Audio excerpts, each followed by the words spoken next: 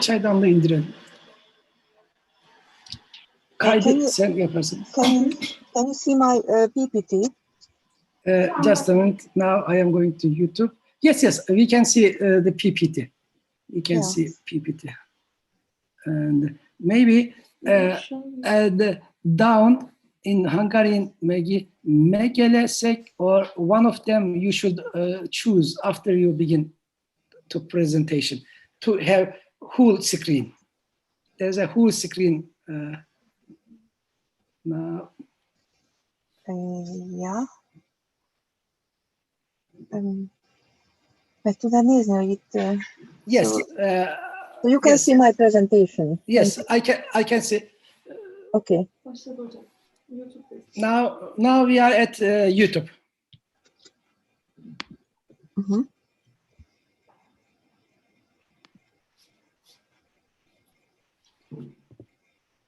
Akkor én most leteszek, jó? A kérdésem van, akkor szólok. Hello. Okay, we are beginning for our conference or lecture. Our guest is Ágnes Birtalan from Hungary.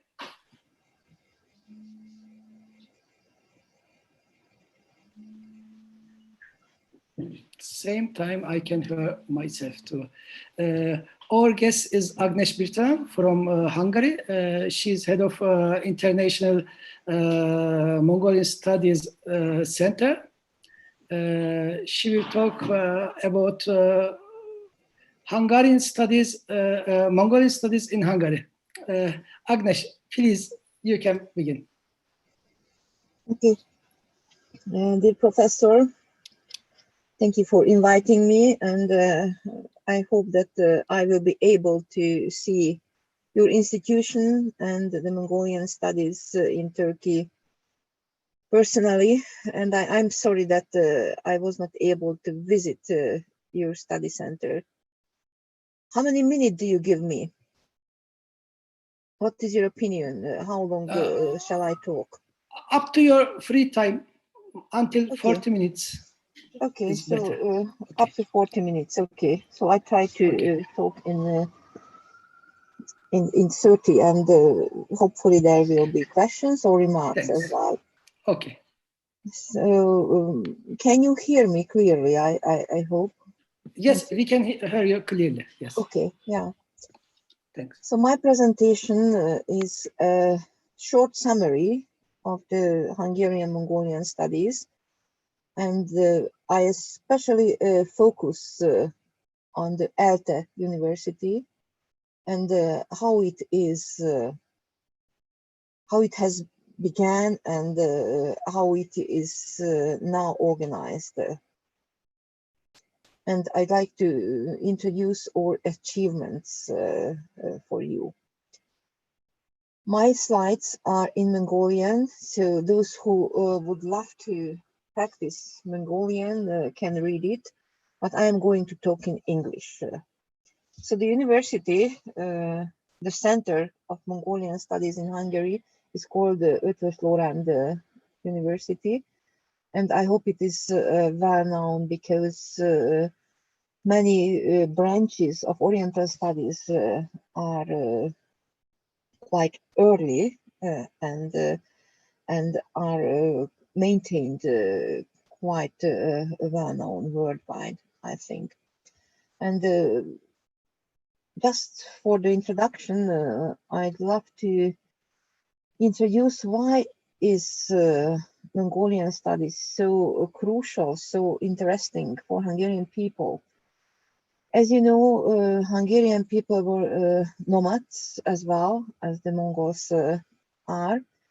And there are a very early depiction of Hungarian archers during the time when they appeared on the horizons of Europe. And among the Hungarian ethnogenetic mythology, there are many similar motifs, like in Inner-Asian people have not only the Mongols, but the Turkic people and other Eurasian empires. For example, this is the famous word called Turul in Hungarian, which is the Mongolian Togril. You remember from the secret history the name of the Khan of the Karaits, Togril Khan. So Turul, for example, is an important motif in the Hungarian ethnogenetic legend. If you are interested in this topic, I can talk about it for a later occasion. Yeah. And all of you who have visited Hungary are acquainted with the Hero Square, where the so-called heroes who occupied the present-day Hungary, the territory of the present-day Hungary. This is Arpad. So many things resemble the one-time nomadic way of life, even today. As you can see, during the 20th century, similar ways of cattle breeding were still maintained in Hungary, as it is now, but today, of course, it is not so widespread anymore. But you can see the similarities. And how did it start, the Hungarian Mongolian studies? The 19th century was the beginning, because a special wish appeared among Hungarians to seek the land of origin and to seek people who can be related to Hungarians. And the 19th century European scholarship was very highly developed, and the philology on this basis, on the philological basis, I will introduce you how important works were born during this period. So, but before the 19th century, there were some forerunners of studying Mongolian language, and especially studying the similarities between Hungarian and Mongolian. And of course, in this point, always the Turkic languages are very important. And as you can see on this slide, Jesuit monk Prof. György already pointed out that there are similar words in Hungarian, Mongolian, and later, of course, later researchers found much more. But this is the one of the first tries.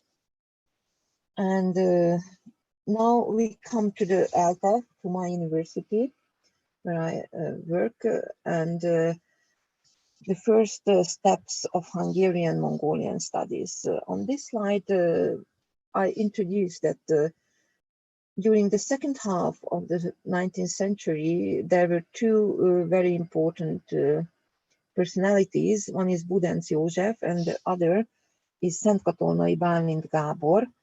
And this is the first Hungarian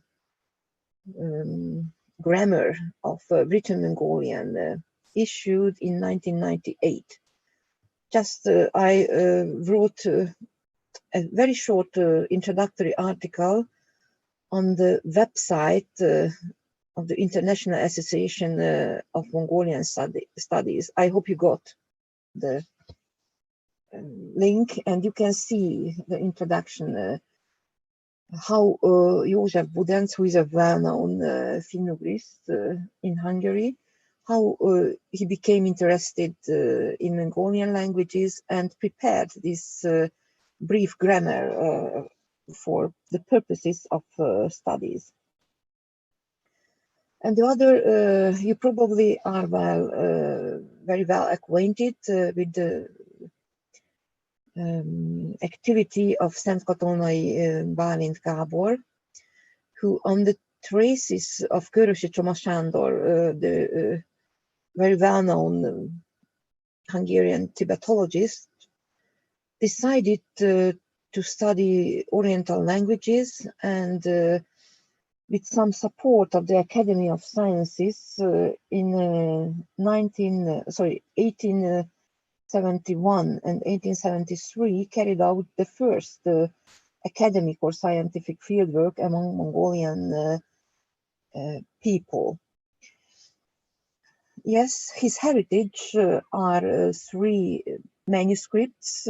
One is devoted to Kalmyk, one is to the Mongolian proper, and one is a comparative grammar, which is very interesting because this is the ever first grammar,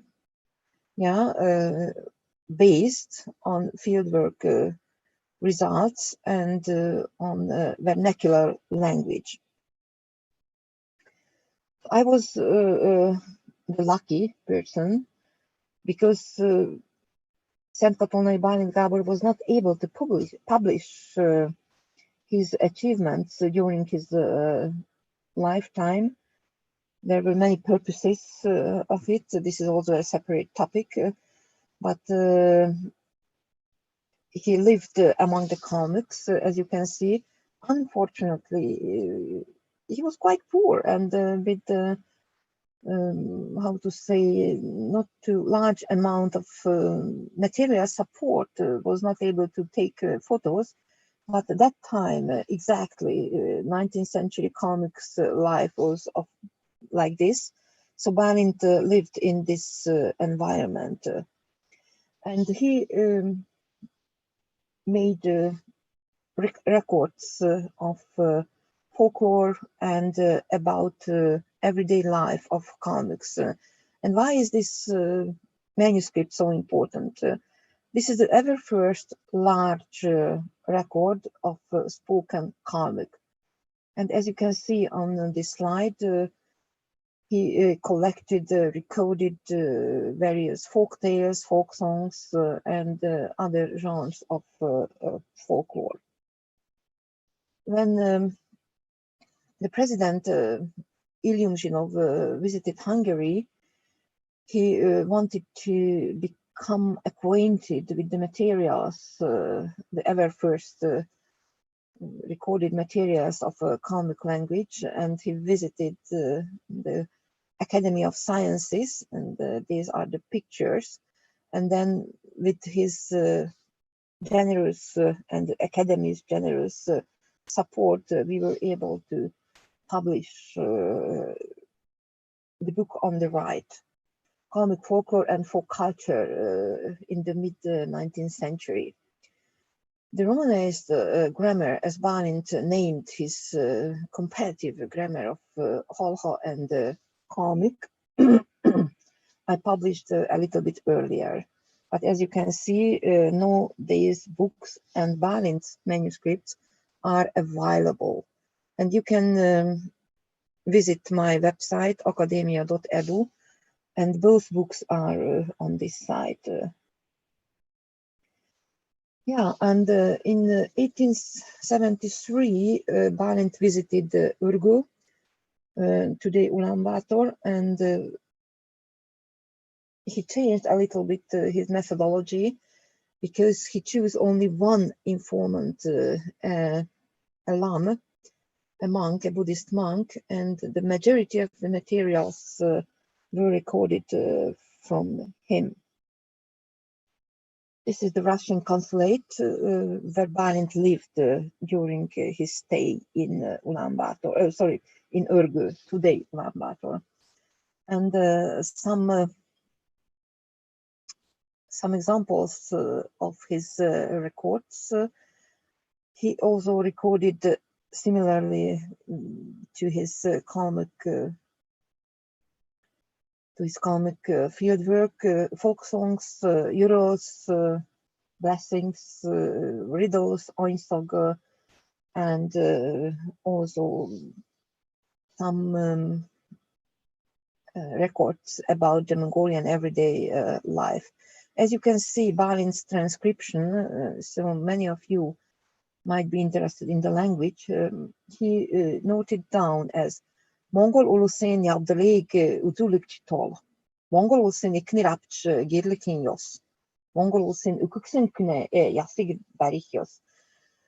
If you are familiar with the Mongolian dialect, so you notice that he recorded a little bit like Western Mongolian dialect or similar to Kalmyk. Uksin huni yasig barichios in Orand, instead of writing it, uksen kune yasig barichios. There are questions that whether his informants were of Western Mongolian origin, or the Kalmyk language was so influential that he noted down even the Halha texts with a little bit Western Mongolian way. So certainly, as his main informant was a Lama, he recorded many texts connected to Buddhism. Here you can see one of the records. This is very interesting. As far as I know, this is the only record of source called Genghis Boktani Hardiftir. And the oral variant of this probably one-time existing written work. I published it, I devoted a separate article to it because it is very interesting about how the Mongols comprehended the Buddhism and how they connected it with the cult of Genghis.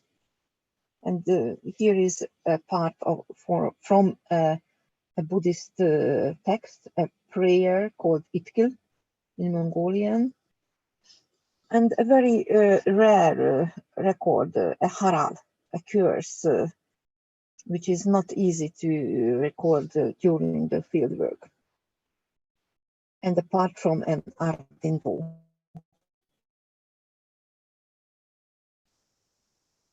Эдний жора шаргийг унаж эзэн хааны албанд энийг уншихад бараг монгол шиг сонсогдож байна. If you read it, yes, this transcription is very close to contemporary Halha. Yeah, and he named the Mongols open-hearted people of Genghis Khan. I published a book about devoted to his activity, and I also called it in Mongolian Genghis Khan'i цагийн сэтгэл артумын. So the open-hearted people of Genghis Khan.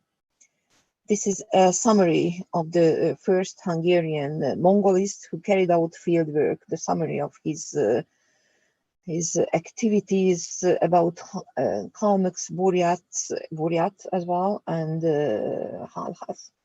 If you are interested in it is probably available somewhere in Mongolia for surely.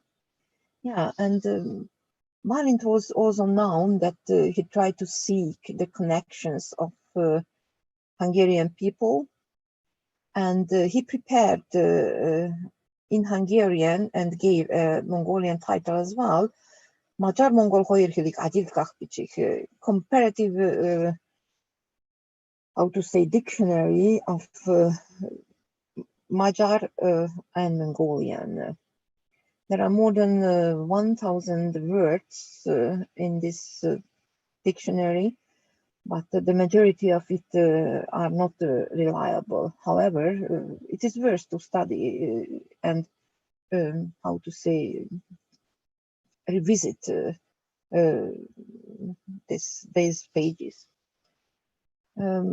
Balint loved the Mongols, and he wrote it, and I usually quote it in Hungarian because the Mongols honored him because he learned quite good the languages, and asked, why are you interested in Mongolian? And he answered, Erdem Birlikte, it means people who are involved in academic affairs must know Mongolian language and culture.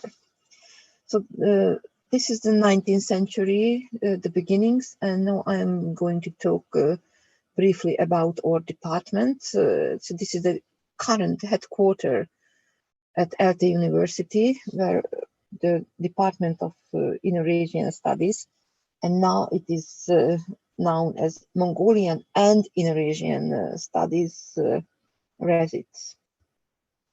The founder was Ligeti Lajos, who okay, I got a message that this meeting will end in 10 minutes. Shall I do something with Yes. No, you can go on more 8 minutes, maybe. No, Okay. you shouldn't So do anything. Yeah, I you shouldn't do continue. anything. Yes. Okay. So the founder of our department, Ligeti Lajos, and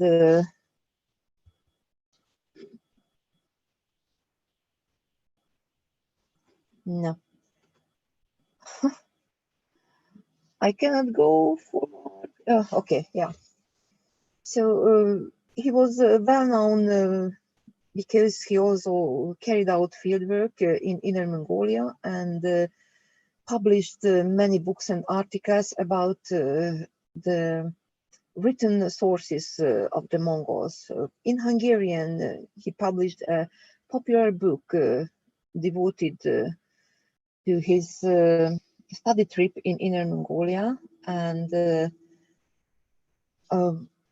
among his works, this is very important that he published, for example, the catalogue of Kanjur, the Buddhist canon, and he has a very interesting itinerary about his experiences in Inner Mongolia. And his